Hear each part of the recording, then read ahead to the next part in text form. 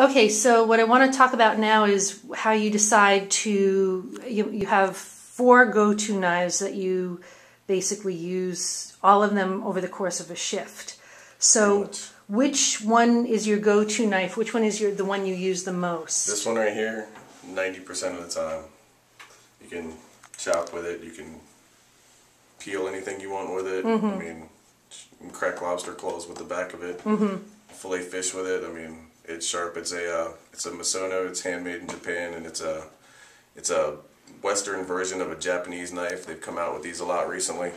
So whereas this is straight Japanese and this is straight German, this is more of a hybrid between the two. So if you look, it's a little bit thinner on the heel than a German knife, but the angle isn't quite as sharp as a Japanese knife.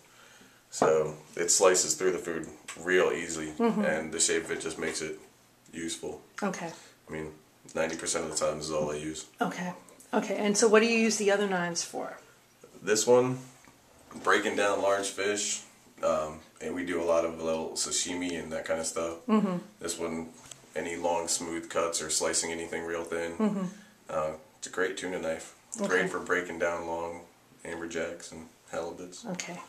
And this one here I pretty much just used to beat the crap out of lobsters.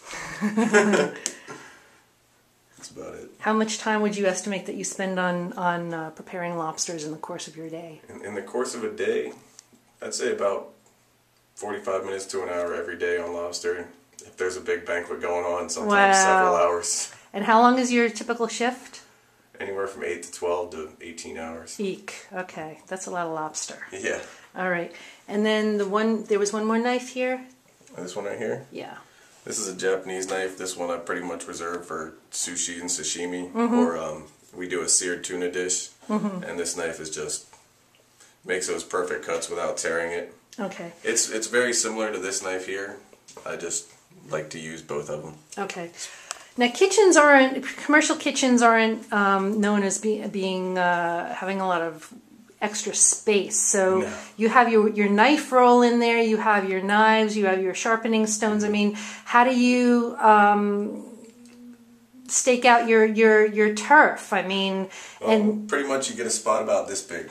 You get a cutting board, and then you get a little pan, and we'll take our knives out of the knife roll and put the knife roll underneath the cabinet, and then we'll have it laid up like this with a little sheet pan with our knives on it, and you pretty much get a space about this big, and you kind of just have to make it work.